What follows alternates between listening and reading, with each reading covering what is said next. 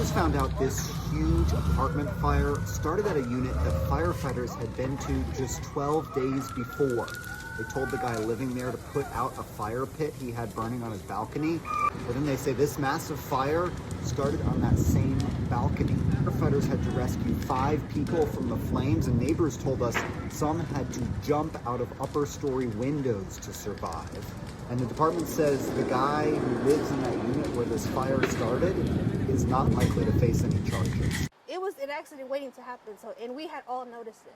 The neighbor at this apartment complex in the Lake Highlands neighborhood of Dallas says the fire pit was so big she could see it from the parking lot. Other people say it worried them too. It always made me nervous. Every time I saw it, I was like, I don't think that's safe, but if you think you got it under control.